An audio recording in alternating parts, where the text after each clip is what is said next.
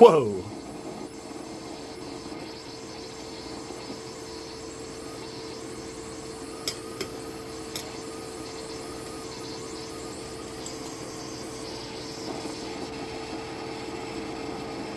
So it's only flowing to my hand. Yeah, it's just gonna glow. Fuck! Not really sure what all this static and shit is.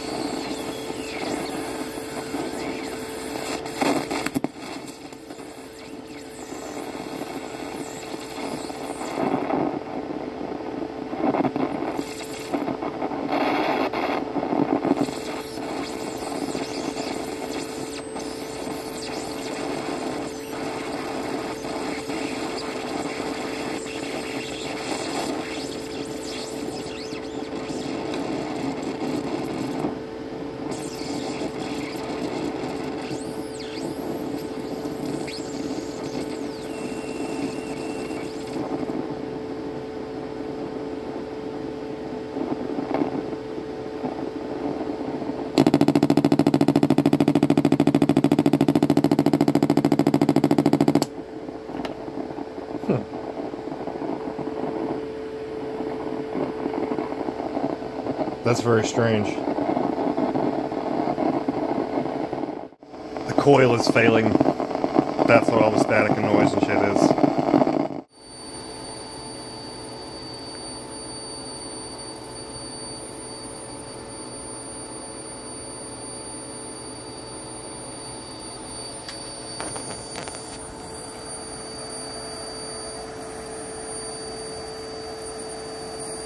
Probably not a good idea to get the phone in front of this thing anymore, to be honest. Well, we can see coronas glowing on the back side of this coil here. And we can see the UV LEDs lighting up.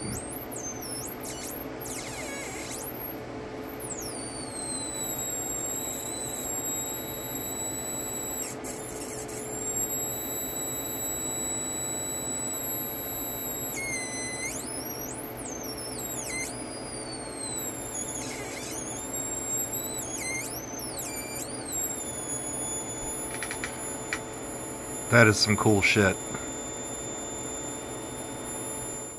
Yep, it just croaked, and it's hot as hell. Yeah, she caved. This isn't what these things are designed for, but I have another exactly like this. I did abuse the ever-loving shit out of this one in lots of ways. At one point, I realized it was hanging on and the tip was just smoking. That was probably the end of the line for it, and it was a used coil to begin with. Of course, now that I've done all this prototyping and experimenting and everything, I can buy a new one and be confident that I'm not just going to instantly explode it. But I am going to see if I instantly explode the other one first. Yeah, that's all my junk. This is why the signal scanner is such a valuable tool, and this is the one built into the distortion modulator. But with the coil disconnected, I can read my pulse width modulation coming off of my LED leads. It's not super loud, but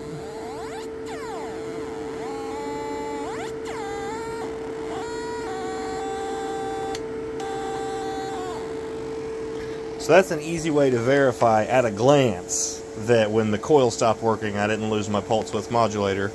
It was just the coil dying.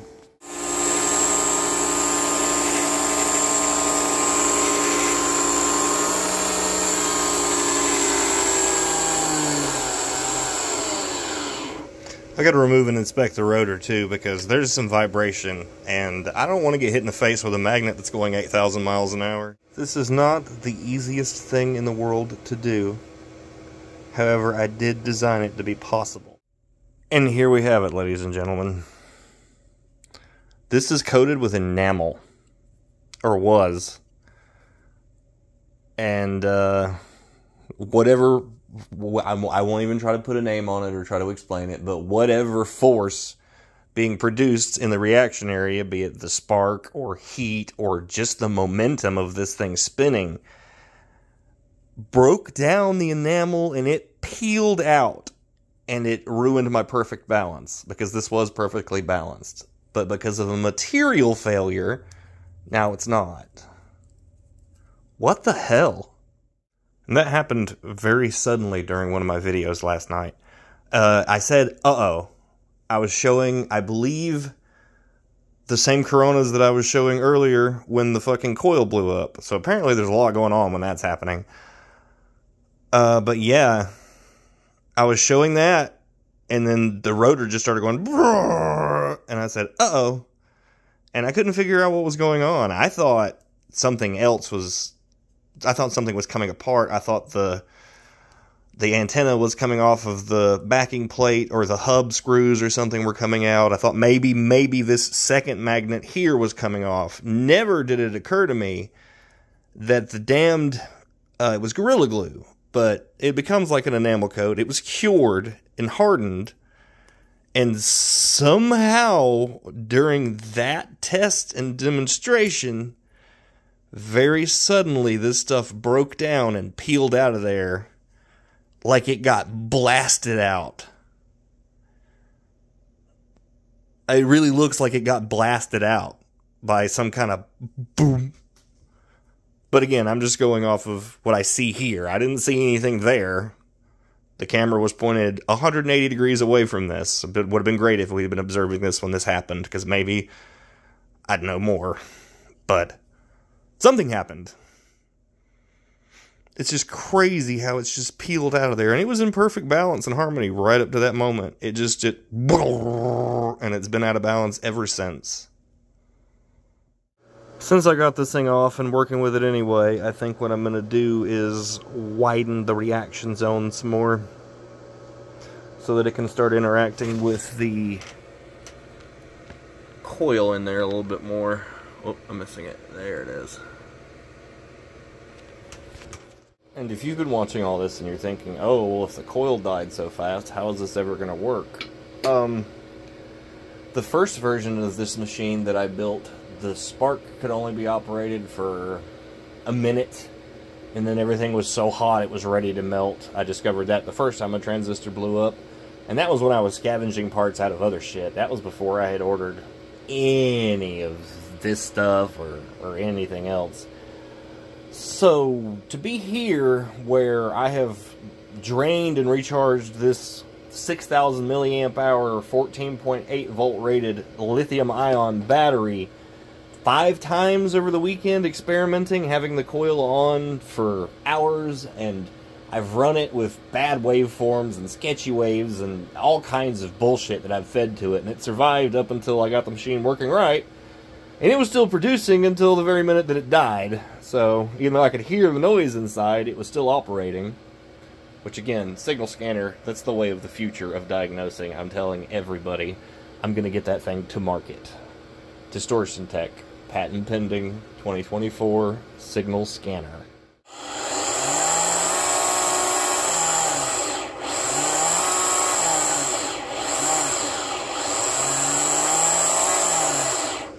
So the rotor drive assembly is still perfectly balanced.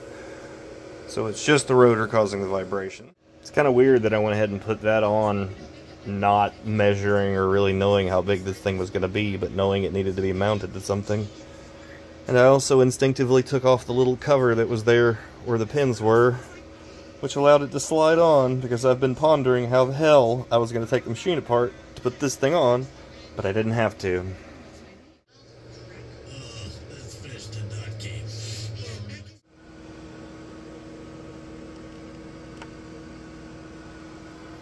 I don't know if the UV lights actually help other kinds of glue dry, or if it's just a special kind of UV glue. I've really never even looked into it. I've just seen people do it on Instagram. But it's got to sit and dry either way, and it looks fucking cool like this. So if it doesn't help, it doesn't hurt.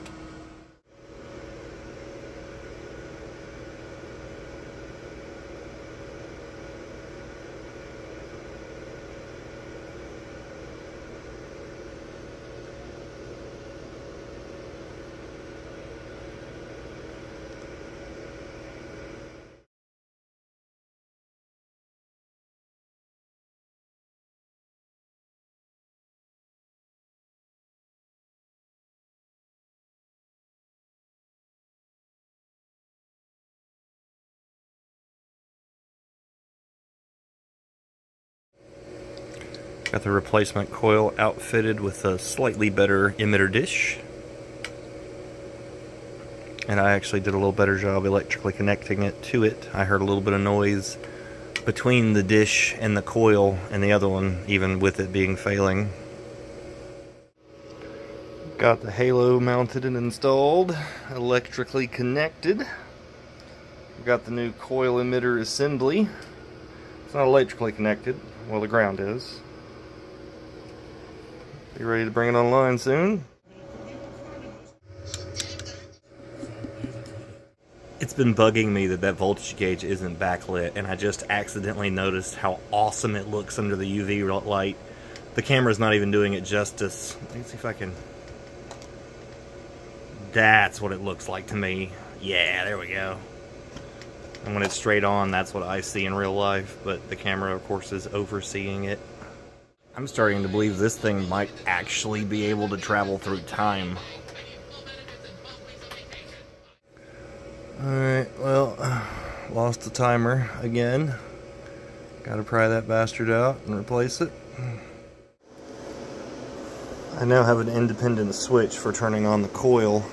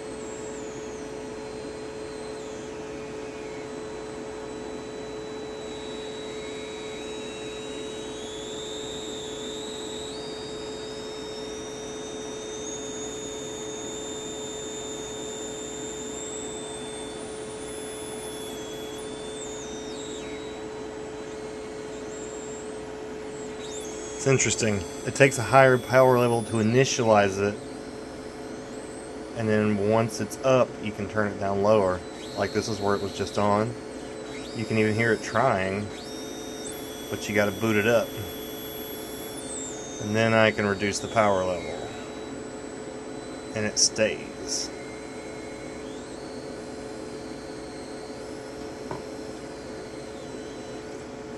Whoop.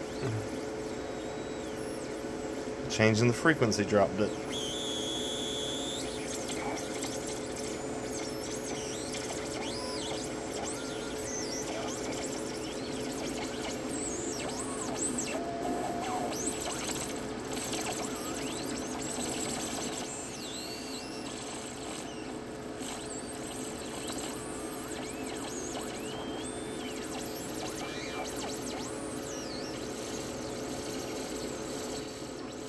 I miss my mercury cylinder, but this is still pretty cool. Because I can actually, it's not picking up on video very well, but I can kind of see the shape of the field in this, which makes it a little more useful and a little less sci-fi. Don't worry, number one, I'm not done with you yet. I guarantee you'll be a real-time machine. Well, things went off the rail there a bit, but we can demonstrate the transmission system anyway.